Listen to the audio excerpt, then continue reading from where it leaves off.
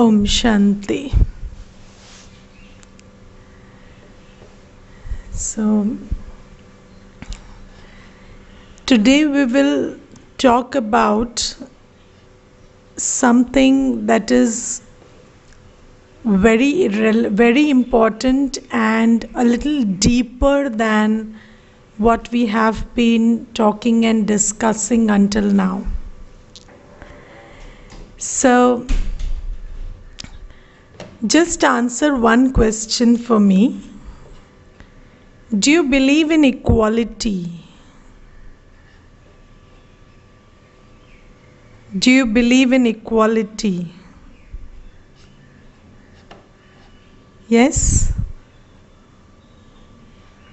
How many of you believe in equality? Okay. Okay. Now, the second question is, which of these is true? That we are all equal or we are all unique?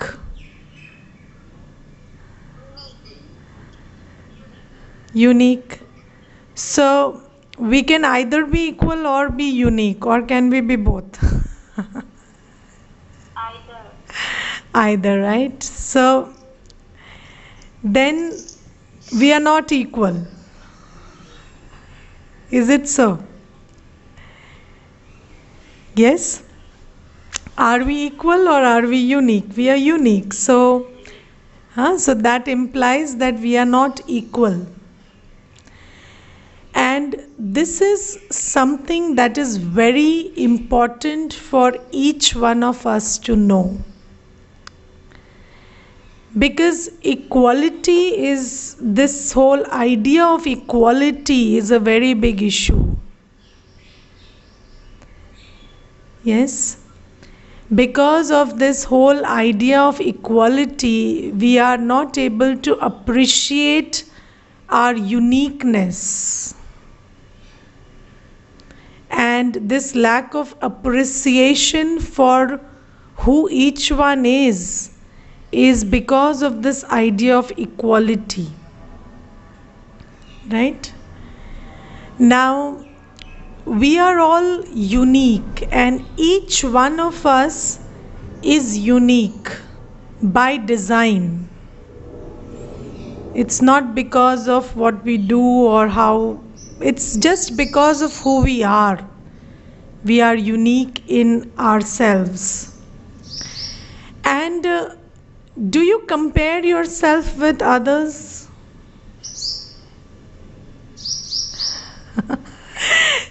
We all do, right?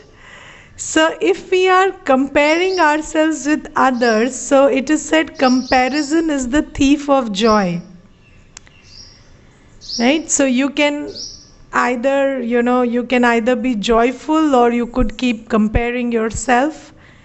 And if we compare ourselves with others, it is simply because we don't understand that nobody can be similar to another one.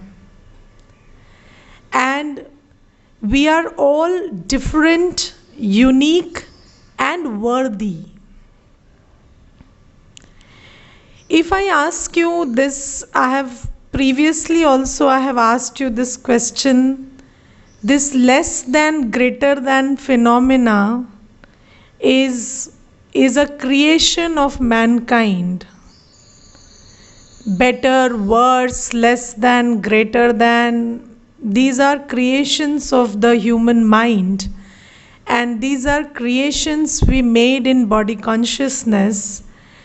And when we think that someone is better than another one, then it's simply because we are very body conscious. And there is nothing like being better or worse. There is nothing like being less than or greater than, or there is nothing like being less valuable or more valuable. It is just the consciousness in which we operate because we are highly body conscious. And we are all unique, and whoever we are is extremely worthy. We are very valuable in whoever we are. We are important, we are relevant to this operation of this universe, and we are not here by chance, we are here by design, and there is a place in the universe which belongs to me. I am not taking anybody's place. I am not pushing anybody, I am not taking anybody's place. I am where I belong. And precisely the whole universe needs you for who you are. It doesn't require it doesn't require anything else. It requires you to be who you are. But the thing is, because this knowledge is missing, that's why we are not able to find self-worth and find meaning and find happiness in who we are. And that's why in this constant search for becoming someone who we are not operating at the full potential of who we are. Do you get it? So if I give you a very simple example, when there is a dance in which many of the participants are dancing together, and then it so happens that each one is looking at each other, then what would happen is they would forget how to dance their steps with perfection, how to perform their steps with perfection. And when we keep looking at each other, we forget our own steps. And then what happens is, when we forget our own steps, others also forget their steps because they are also looking at us. So if we all stopped looking at each other, we just stopped looking at each other and started focusing on who I am and what makes sense to me, what gives meaning to me, what is relevant to me, and not going by the dictates of what others are doing or what society tells or what other people are saying, but just getting in touch with your own feelings about who you are. If we could do that much, then we wouldn't need to do anything else, because that is the purpose of our existence in this universe. Okay, and it takes a lot of reflection and a lot of deep thinking to come to this place of realization that you are worthy and you are required for who you are, and there is no greater than, less than, or better or worse. Can you conceptually get hold of this idea? Like, as I'm speaking, do you find this okay? Does it resonate with you?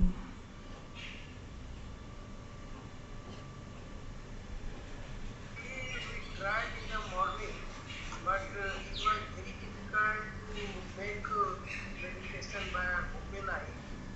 Lot of things was coming, past, future, present, and we are not able to concentrate on any of the things which we want to imbibe in us. Yes, so brother just shared that it's very difficult to concentrate with open eyes, and just coming to the experience that I am a soul is so difficult. Now I will tell you one thing. Let me give you an example. Suppose somebody gave you a commitment that they would meet you at 5 in the evening, and you are waiting for them and they don't turn up. And then you try to get in touch with them by calling them over phone, and the phone is not reachable. And I'm not talking this as an example in these lockdown times, but otherwise, if you are calling that person to come over and then that person is not available, then what kind of thoughts do you start getting? What are the thoughts you start creating? For example, you start creating these thoughts that this person has no value for my time, and last time also he committed, and then I kept this slot free for this person and they didn't turn up, and it is so disgusting and so disrespectful of him to not turn up when he has a commitment. So these are the kind of thoughts you keep creating. Now it so happens that after waiting for 1.5 hours, you start doing that work which you kept waiting for 1.5 hours. And then by the time you are very disgusted with this person, now that person turns up just when you start doing that work. And then he gives you very good reason for why he couldn't be on time, and he also gives you very good reason that he got stuck in the metro, and then the metro was not functional, and then it got stuck in a place where there was no network, so he couldn't contact you, and everything you cross check, and you also know he is telling the truth. And you want to just change your mood of all of a sudden, and you want to be with that person, but will you be able to come back to normal very soon? No. So you will say, okay, I understand that you couldn't make it on time, and I understand there is good reason, but let's not talk today. We will talk some other day. You can chat and have a cup of tea and leave, and I am doing something, and let me please continue with that. So now you see, when thoughts become feelings, because it started with a thought, but when thoughts become feelings, it is so difficult to change feelings outright. And this is why we started thinking that way, because of assumption, right? We assume that that person is just making up stories, or he is not on time on purpose, and then he is cooking up these excuses.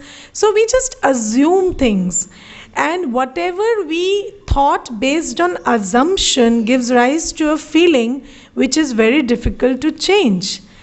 Now you see, for several births and several years, we have assumed that we are bodies, and we have assumed that all our context is very relevant. And on the basis of that assumption, we have not only created thoughts and feelings, but we have created them for so long that now they have become our personality. Do you get it? And because of that big force, it is not very easy to stop thinking in that pattern. And we have this personality, this sanskar of thinking wasteful thoughts that are of no relevance, negative thoughts.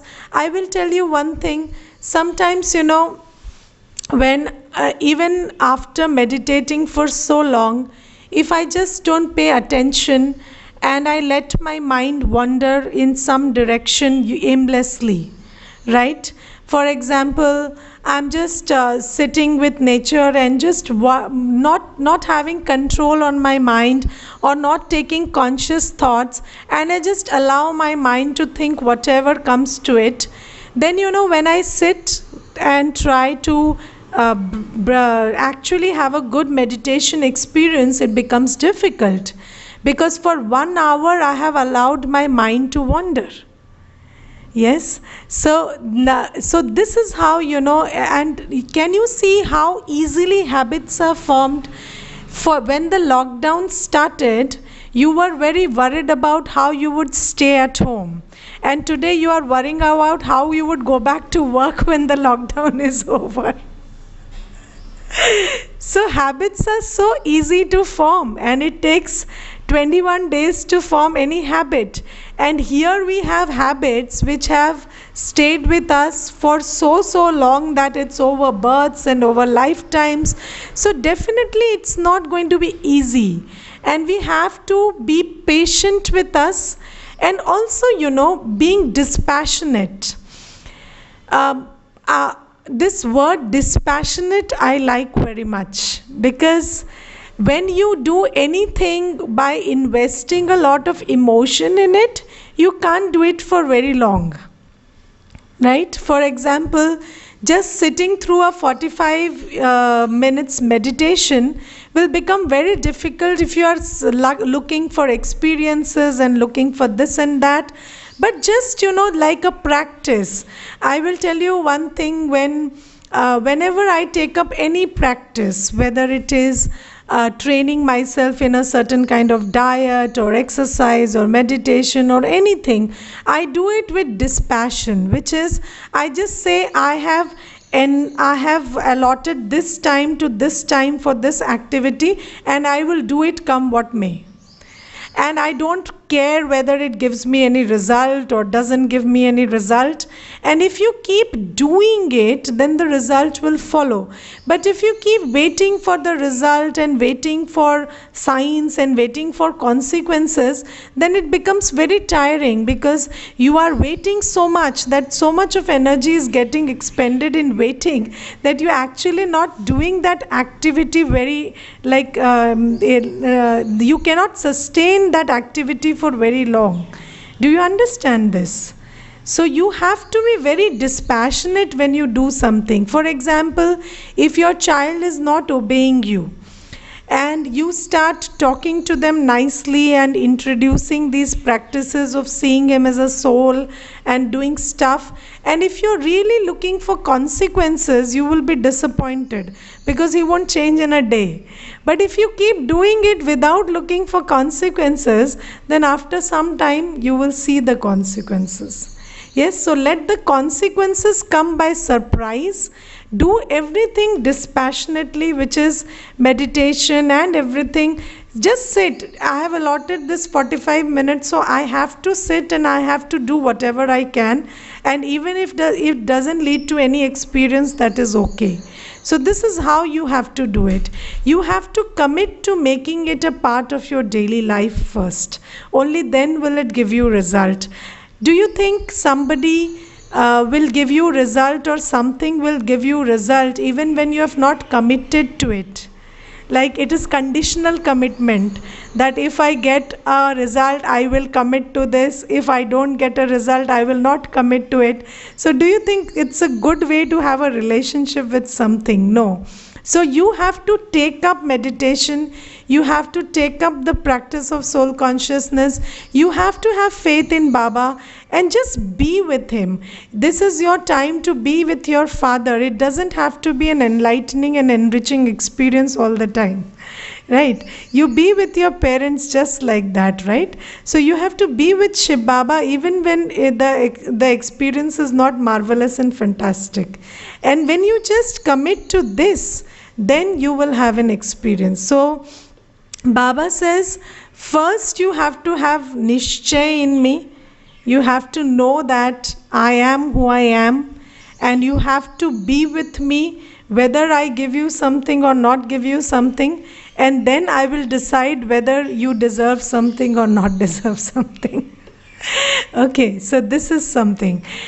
Now, about the point I was talking about, that we are all unique and we cannot compare ourselves to anyone around us.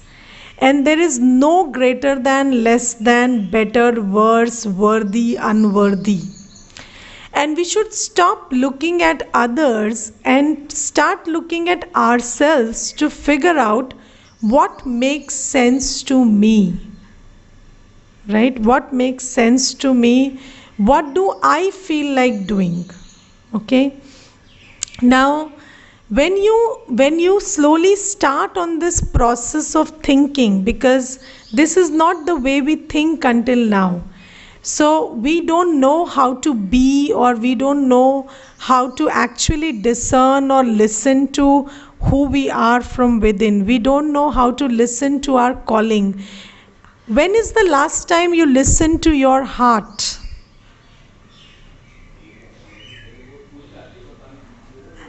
When is the last time you listened to your heart?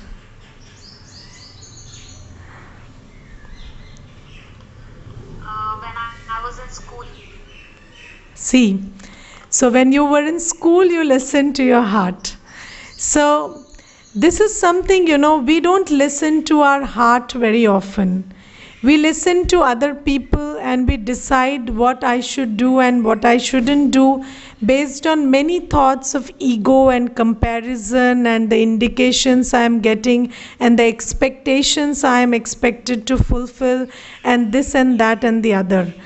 So our whole thought process is based on body consciousness, in which our work, people around us, our body, the demands of each of these are very important. And what I feel deeply from within is not of much relevance. Yes? Now, we have to understand that I am here for a certain purpose, and that is my part. And how do you get in touch with that part? This is something that we have to learn here. So, when you rub off all your body consciousness, when you clean yourself from all the body consciousness, then you will get in touch with your original blueprint. Yes, just like there are various clothes you have in the almirah, and then if all of them are dirty and you wash them, they will all come back to their original color, their original state, and it will be different from each other, but then that is the original color of that cloth, right? So right now we are all messed up with this whole journey, and there is a lot of dirt and everything that we have accumulated because of the journey. So what we have to do is, we have to start thinking in terms of soul consciousness and connecting with Baba, drawing in the light of knowledge, purity, peace and everything. And then we will come back to the best version of myself. Okay, so there is a distorted version of you, which is what you think you are today, and there is an original version of you. But the original version of everyone is also different. It's not like our original version is all the same, right? Now, this thing is a little complicated because in the beginning I told you that every soul is in originality loveful, peaceful, pure, blissful, powerful. Yes, every soul has 7 qualities, and that is the basic design of every soul. Now I am telling you that every soul is different. So how do these two things reconcile, we have to understand. Okay, can you hear me? Am I audible? So we have to reconcile these two things. So there is some problem with the network, so bear with it. So we have to reconcile these two things. That first thing is, every soul is originally made of 7 qualities: knowledgeful, peaceful, blissful, powerful, happy. I told you that. And the second thing is, every soul is different. So how do you reconcile both these things? So let me give you a very interesting example from the world which will help you do this. When you go to a CD shop, the voice is not clear. अच्छा, अभी आ रही है? Now is it better? Okay.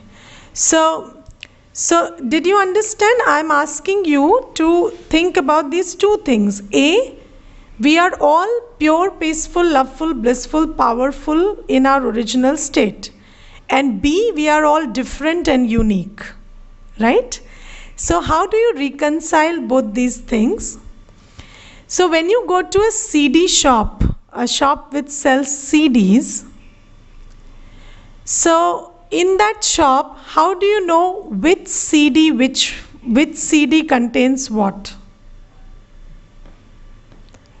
How do you know that? By the cover. Yes? But is the CD the cover? No, the CD is the CD and the cover is the cover. But you assume that what the cover indicates is what the CD contains.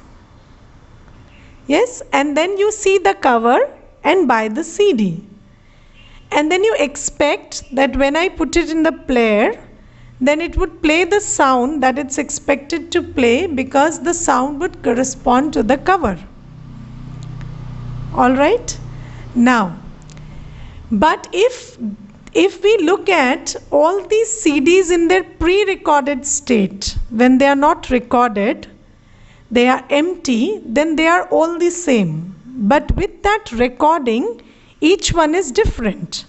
So originally every CD is the same, but the recording in each one is different, and you think that the cover corresponds to the content of the CD, right? And then when you put that CD in the player, you expect the CD to play a certain song because of what is mentioned in the cover. And then when it corresponds exactly, you are happy. And when it doesn't happen so, you are very disappointed. Yes, this is a very good example to understand life as it is today. So, we are all CDs. In our pre-recorded state, we are all the same, which is every soul is peaceful, loveful, powerful, blissful. But then every soul has a recording also in itself, which is the part you are supposed to play on this earth. This is a stage and you are supposed to play a role here, and that role you contain within you. Right? So all the souls are the same, but the roles are all different. Okay? And the roles are unique. Now, in the current state of life, the cover and the CD doesn't match. Okay, so we see the cover and the cover looks beautiful and the cover looks promising and the cover says that this person is so and so and so and so. And then when you see the person or you start operating with them and they start playing the songs that they contain inside, those songs are very disappointing because they don't match the cover. Yes? So now, this is what we need to understand, that we are a certain CD. Right now we are looking at the cover, so we are disappointed. We have to stop looking at the cover and know that each one is a different CD, which may not correspond to the cover of the CD. And this we have done in the last few chapters that we studied, right? Now what we have to understand today is, when I remove the cover, then I have to understand that there is a song that I am playing today, right? With time, I have come to this song that I am playing today, but what is the original song that's contained in me? So you also have a recording of many songs, and just like, when you play a record for a long time, it gets a little messed up and then वो record घिस जाता है ना? तो जब वो घिस जाता है तो उसकी जो आवाज़ होती है, that is very different from how it is meant to sound in its original state. So now we are all playing songs which are an inferior version of who we are, and we have to discern first of all, I have discerned who I am. That is, I am not the cover, I am the CD. Now I have to understand what is the original song that is recorded in me. Because what today I am playing is a very distorted version of that song. Alright? Does it make sense to you? No. Yes. Yes or no? Haath uthaiye. Okay. So this is something that we have to know and discern, that I am one CD with one pre-recorded song. Have you come across these words like Devatmaye, Dharmatmaye, Mahatmaye, Sadharanatmaye and Paramatma? Yes, we use these words. Now when we say Devatma, Dharmatma, Mahatma, Sadharanatma, we use a plural for it. Devatmaye, Dharmatmaye, Mahatmaye, Sadharanatmaye. Alright? And then there is one singular word which is Paramatma. You never say Paramatmaye. Okay, so there is one Paramatma, and the rest of the souls can be divided broadly into 4 categories, which is Devatmaye, Dharmatmaye, Mahatmaye and Sadharanatmaye. Okay, this is the potential inherent in the soul. If I could be a Devatma, I could be a Dharmatma, I could be a Mahatma, I could be a Sadharanatma in my original state, right? My first song. And then today I could be a Sadharanatma anyway. Okay? Now we are all Sadharanatma today. We are all ordinary today. But if I ask you intuitively, what is your idea about who you originally would be? Would you be a Devatma, Dharmatma, Mahatma or Sadharanatma originally? Now how do you arrive at the answer? Let me give you some information. So it is said that there are 33 crores Devatmaye. 33 koti Devatmaye, aapne sabne suna hai? So right at this present time on this earth, there are 33 such souls which are operating as ordinary souls, but who are originally, in their best version, they are Devatmaye. Okay? And then there are some souls which are Dharmatmaye, and today they are ordinary. There are some souls which are Mahatmaye, and there are some souls which are originally also Sadharan, and today also they are Sadharan or ordinary. Okay? Now, I will give you 3 ideas. First idea is, what is mine and what is yours is also mine. मेरा भी मेरा है और तेरा भी मेरा है. Okay. The second idea is, what is mine, what is yours. Okay? And the third idea is, what is yours, and what is mine, I am also willing to share with you. And I don't want anything in exchange. Okay? So what is yours, I don't have an eye on it. And what is mine also, I am willing to share a part of it with you, even without expecting anything in return. The second idea that we talked about is more like, what is yours, what is mine. I will share something that I have only on the condition that you share something that you have with me. And the third idea is, what is yours is what is mine, and I am entitled to everything that you have. And I have a right to take that from you without giving anything back to you.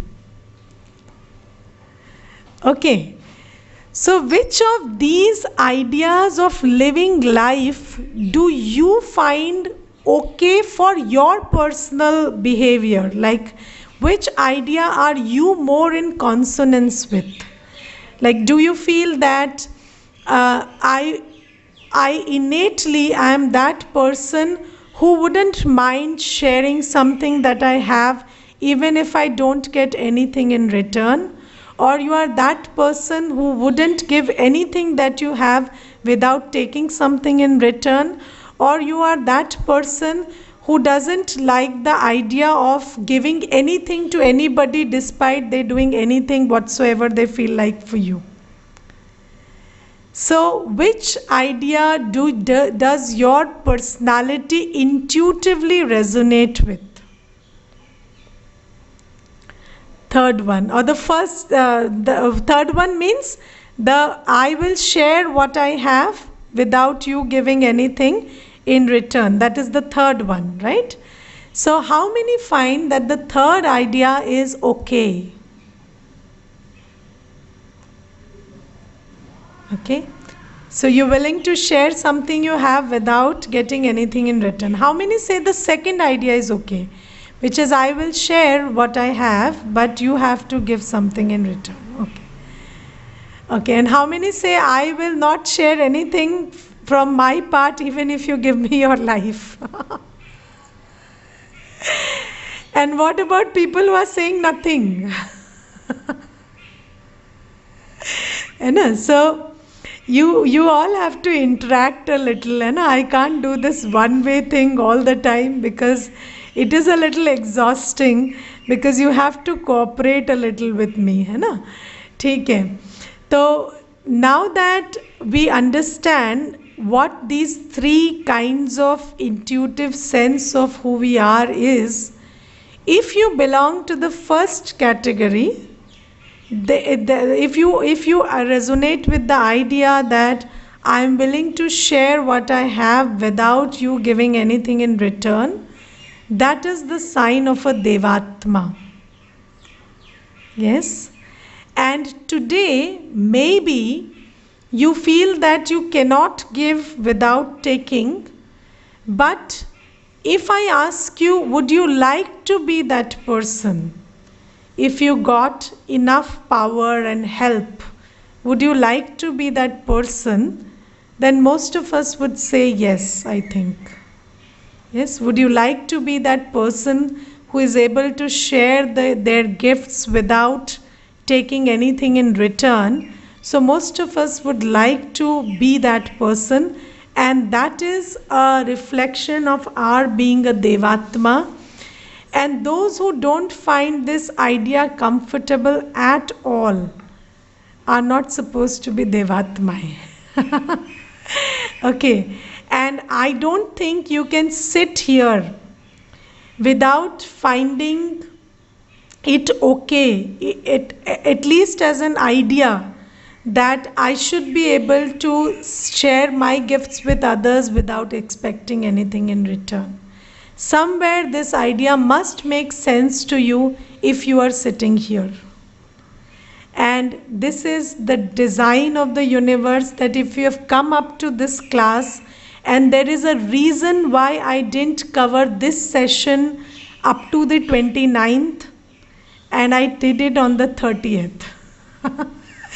Because only people who persist and who are willing and interested to acquire whatever God is giving will get this idea right. And this is why all who are continuing today are definitely Devatma.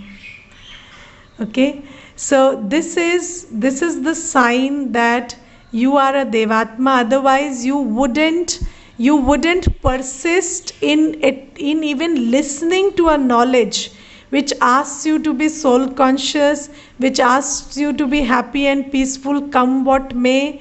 If you were the first category, then you would never find this idea of coming to a piece of peace and love in your heart despite the other person being rude to you. You will never come to a place in your heart which says that I want to be peaceful and loveful despite the person being rude to me, if you don't belong to the third category, which is being a Devatma.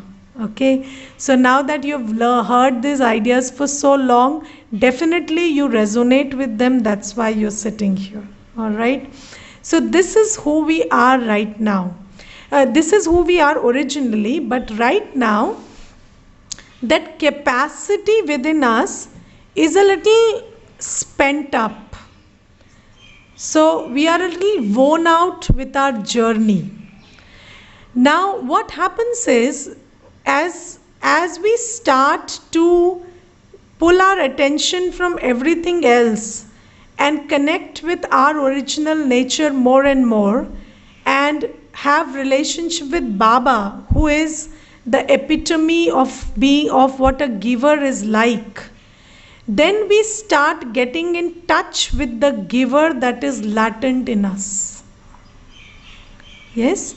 And in a previous session, I discussed in great detail how the only way to receive is to give. The only way to receive is to give. If you keep waiting for something, you will never receive it, because you are not releasing the energy which puts into action that whole force which brings you to a space of being the receiver. Okay, so only when you give, you set up that whole motion from which that receiving comes to operation. So when you start thinking about yourself as an unconditionally peaceful, loveful, happy soul, and when you start connecting with Baba, who is the ocean of peace, love, happiness, all unconditional, then you start getting in touch with the giver within you. And then when that gets activated, then everything else that is activated right now takes a back seat. Okay, so the taker leaves when the giver is reactivated. So we have this whole recording in us, and in that recording there is a whole piece in which we were the absolute giver.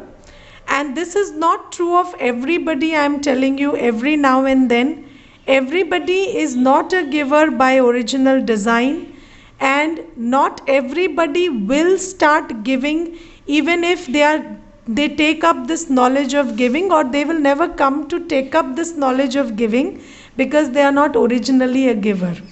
So life comes full circle, which means that if you are one of those 33 crores, then you will take to this knowledge of being a devta again. Devta means giver, dene wala. So when you are that devta, you will find this knowledge making sense, and then you will make the effort to become a devta again. And then when you make the effort, only then can you get the result. And not everybody is the same. And even amongst these 33 crores Devi Devataएं, everybody's capacity is different. That is why, although you say 33 crore Devi Devataएं, do you call all of them by the name? You don't know names of all 33 crores, right? You only take names of maybe 10 or 12 or hardly 15 or 20. And the rest, they are just called Devi Devtai, and you don't know their names. Why? Because not everybody is an equal Devta. So now you have to understand that there is a hidden potential in you which is very different from the hidden potential in other people. And despite they being their way, you have to only make an attempt to get in touch with who you are and start re-invoking who you originally are.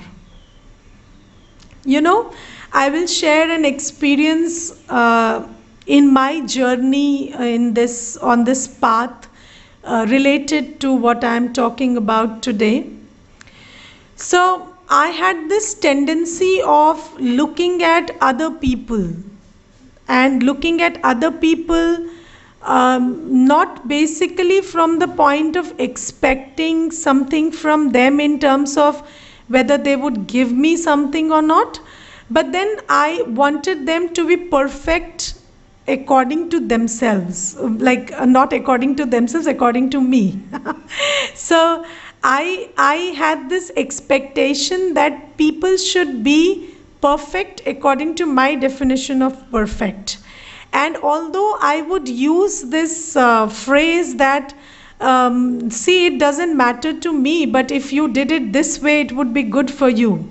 So I was very smart at that, and I used to use this phrase very often and say that it would be good for you if you did it this way.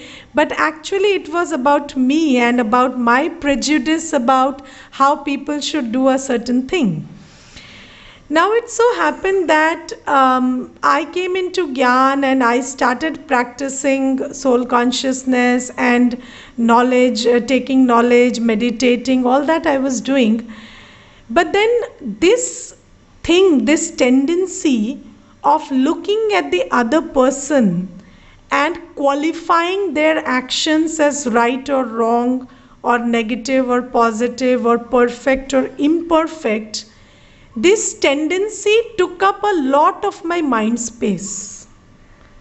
Like when I calculated, I could see that I am thinking about the actions of others for a big part of my day. Right? So if I see you not cleaning the floor, not sweeping the floor of the bathroom like spotless clean, then I would keep thinking in my mind that you're not well trained and that you should have this royalty that you swipe the bathroom floor like spotless clean, and this is not the way to leave the bathroom. And these kinds of thoughts would keep occupying my mind, and I wasted a lot of time in this, correcting people internally. Like I wouldn't even tell them that I think like this or this is what they need to do, or I would sometimes tell them. But then in my own mind, I kept writing the script of everybody's actions. Like they shouldn't do it this way, they should do it this way. This is better, this is perfect, this is bad, this is not good enough. This is what went on in my mind all day. And then, when one day in meditation, I was thinking about this knowledge of everybody being a pre-recorded CD. And something, hit me that day. And I thought, if everybody is who they are by design, why should I spend time thinking about them?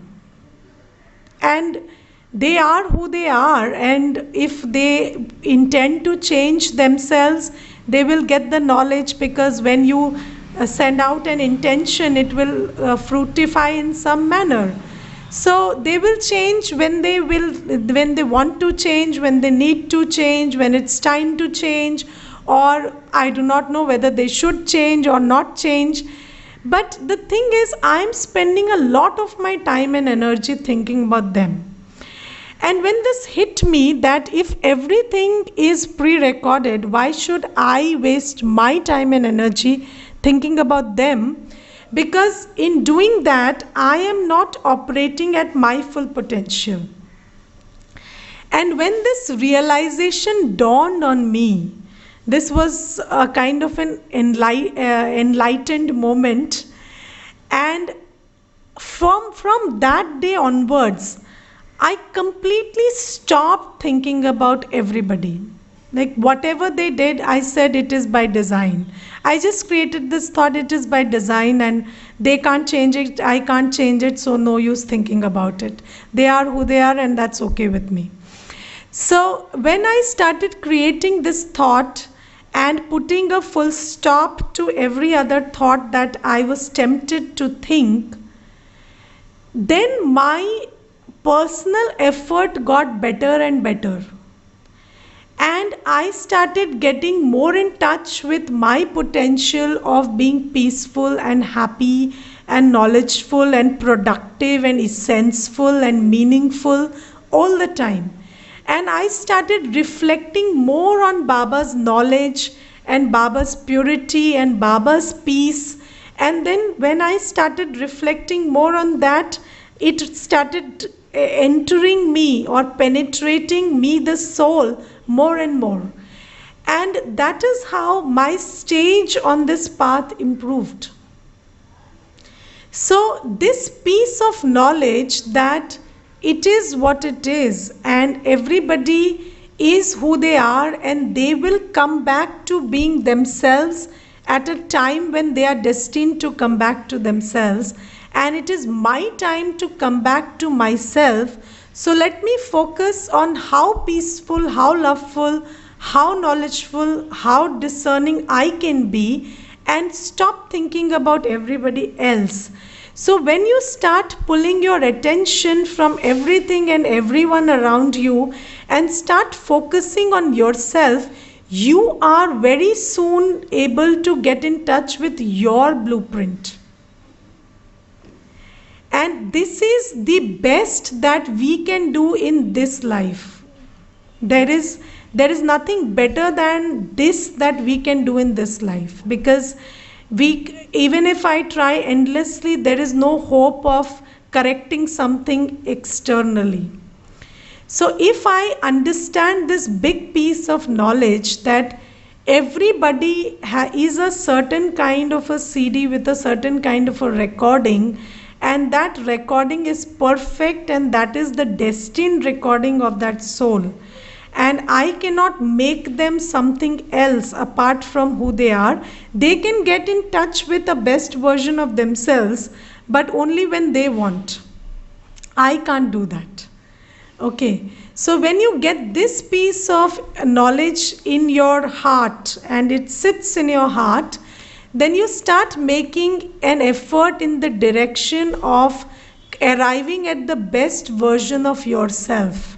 And that happens when you start rubbing off the body consciousness and the sediments of body consciousness, or whatever you have acquired because of body consciousness, by practicing soul consciousness and connection with Baba. And when you get cleaned off and all that thing that you have acquired gets rubbed off, then you become who you are. Yes, and the goal of this whole practice is to get back to who you are. So what you are is, you are a soul, but who you are is, which soul are you? Yes, so which soul are you, and what is your original vibration, and you need to get back to that. So you start thinking on these lines from today until tomorrow, and then we will talk more on this tomorrow, because connected with this is this whole interplay between souls, matter and God.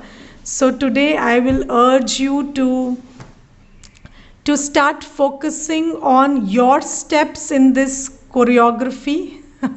So although it's a dance which we perform together, but if we focus just on our steps, then the whole dance gets better. Yes, if each one started focusing on how to perfect their steps, then the whole dance would get better, because harmony is achieved by personal perfection.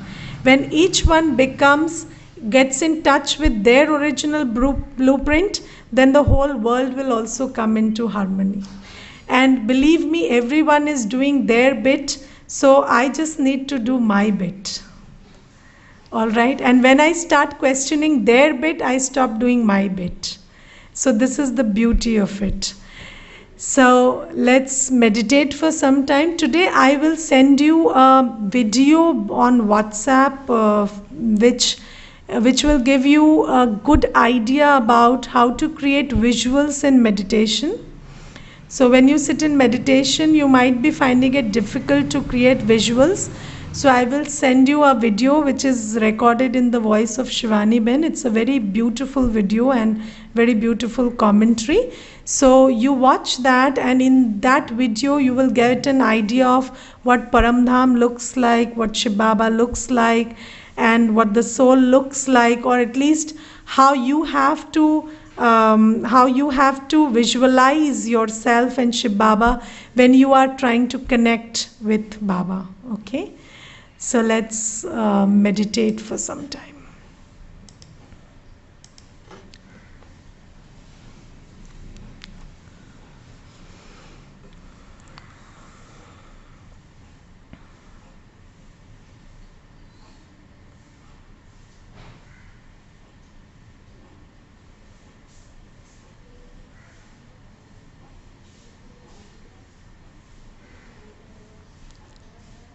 Gently withdraw your attention from all that's going on in your mind right now.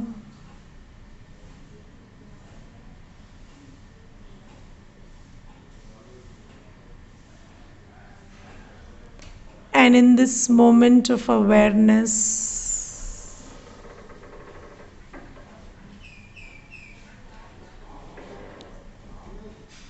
see yourself as a worthy soul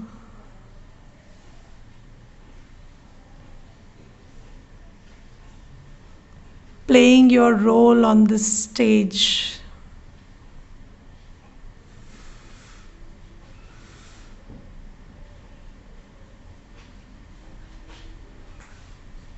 I am a relevant actor on this stage of life.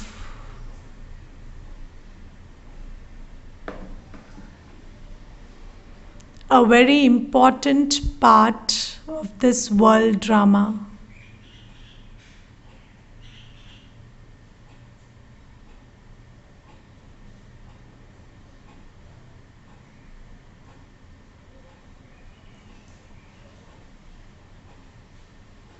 Until today, I thought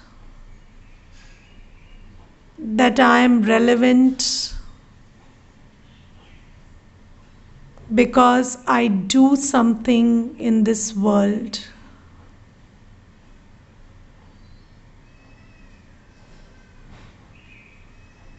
But Shiv Baba, the ocean of knowledge, has given me the knowledge that if I don't be correctly, then whatever I do is just vikarma.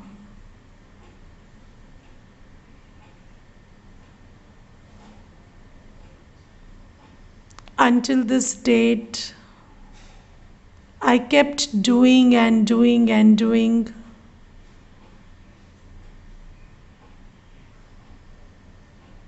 while becoming distant from my peaceful, pure being.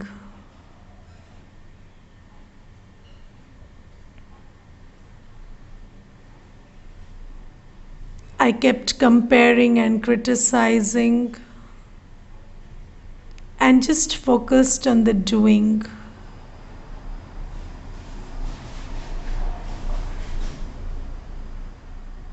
But now I understand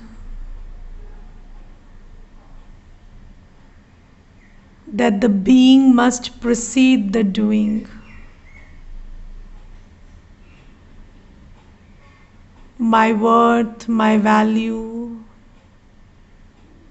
is because of my being and then doing.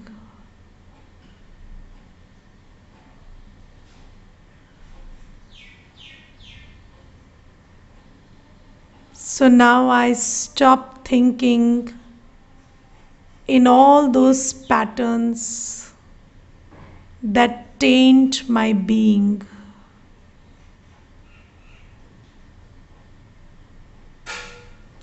I do whatever I'm expected to do in the moment while being in a state of peace and happiness.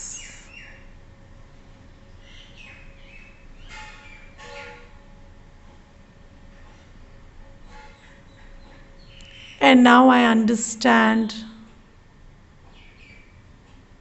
this is my part, this is my biggest contribution, that I do what the moment demands, but in a state of peace and purity.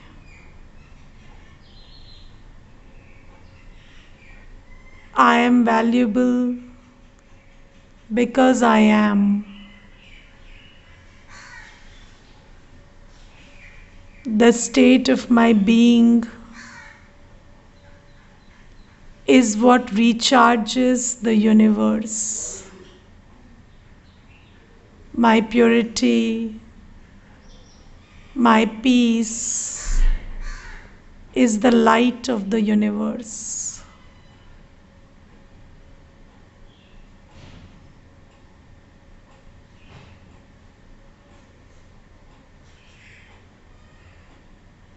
I take care to be unconditionally peaceful and happy all day.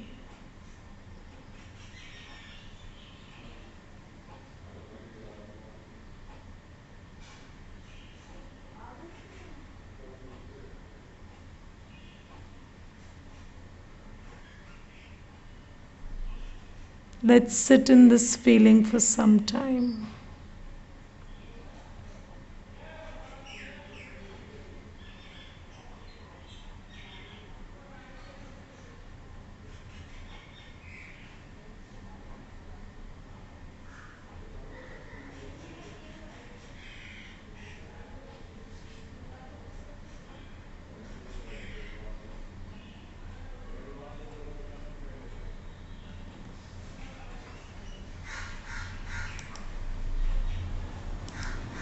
Om Shanti.